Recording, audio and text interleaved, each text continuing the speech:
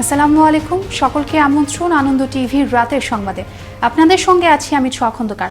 শনিবার বগুড়ার ধুনটে সন্ত্রাসী কর্মকাণ্ডের প্রতিবাদে মানববন্ধন কর্মসূচি পালন করেছে এলাকাবাসী।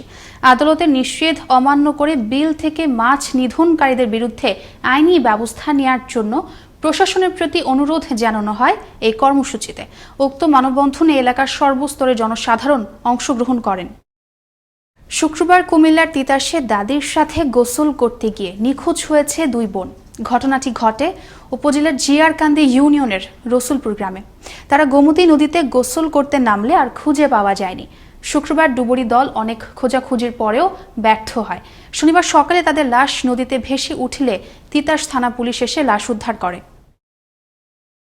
ফরহাদুল ইসলাম নামের একজনকে পিটিয়ে হত্যার অভিযোগ উঠেছে গাজীপুর সিটি কর্পোরেশনের বরুদা এলাকায়। পুলিশ জানায়, নিহত ব্যক্তি গাজীপুরের ছায়া বিথি এলাকার একটি দোকানের কেয়ারটেকার হিসেবে কাজ করত। ভোরে কাজ শেষে বাড়ি ফেরার পথে বরুদা এলাকায় পৌঁছলে দুর্বৃত্তরা তাকে পিটিয়ে এবং ধারালো অস্ত্র দিয়ে কুপিয়ে পালিয়ে যায়। পরে স্থানীয়রা তাকে উদ্ধার করে গাজীপুরের শহীদ তাজউদ্দিন আহমেদ মেডিকেল কলেজ হাসপাতালে নিলে চিকিৎসাধীন অবস্থায় শনিবার সকালে তার মৃত্যু হয়। রংপুরে ফুঁসিয়ে উঠছে করোনা আক্রান্তের সংখ্যা, দীর্ঘ হচ্ছে মৃত্যুর মিছিল। দিন দিন সরকারি বিধি নিষেধ শিথিল হওয়াতে জনমনে কমেছে করোনা ভীতি। তবে করোনা রোধে নিয়মিত কাজ করে যাচ্ছেন সরকার, বললেন কর্মকর্তারা। রংপুর থেকে মাহফুজ আলম প্রিন্সের পাঠানো তথ্য ভিডিওচিত্রে ডেস্ক রিপোর্ট। বিভাগীয় নগরী রংপুর সহ ৮ জেলায় ফুঁসিয়ে উঠছে করোনা আক্রান্তের সংখ্যা। জনমনে নেই সচেতনতা।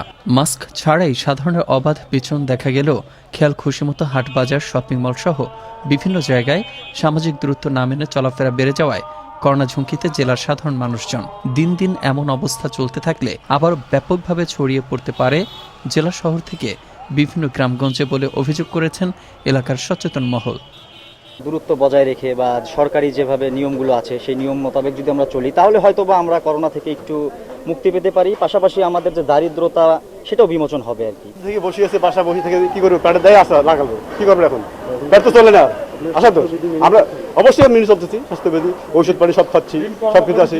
মাস্কের যে বিষয়টা এখন পর্যন্ত আমরা মাস্কটাকে ঠিকভাবে আমরা মানুষের মধ্যে পড়াতে শেখাতে পারলাম না। দেশের জন্য, জাতির জন্য, পরিবারের জন্য, সবার জন্য আমাদেরকে একটা নির্দিষ্ট দূরত্ব বজায় রাখতে হবে। আমাদেরকে ঘরে থাকতে হবে, প্রয়োজন ছাড়া আমরা ঘরের বাইরে যাব না। থামছে না মানুষের অবাধ চলাফেরা। স্বাস্থ্যবিধি নিয়ে উদাসীনতা আর বুকের মনোবল ঝুঁকির দিকে ঠেলে দিচ্ছে মানুষকে, বললেন সিটির এই প্রধান স্বাস্থ্য কর্মকর্তা।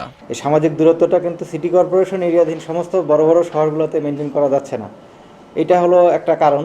হ্যাঁ, আর একটা কারণ হতে পারে যে রংপুরে আসলে আমাদের আগে যে পরিমাণ কেস আগে যে পরিমাণ ছিল, এখনও ঢাকা থেকে রংপুরে লোকজন আসতেছে। এই লোকগুলোকে যদি ঠিকমতো কোয়ারেন্টাইন করা যায় বা তাদেরকে ওইভাবে একটা জায়গায় নির্দিষ্ট জায়গায় তাদেরকে আবদ্ধ করে রাখা যায় 14 দিন, তাহলে সেক্ষেত্রে রোগ ছড়ানোটা রোধ করা যাবে। তবে করোনা প্রতিরোধে জেলা প্রশাসনের নিয়মিত সচেতনতামূলক কার্যক্রম ও মেট্রোপলিটন পুলিশের নিয়মিত অভিযান চালিয়ে যাচ্ছেন, এমনটাই বললেন প্রশাসনের এই কর্মকর্তা।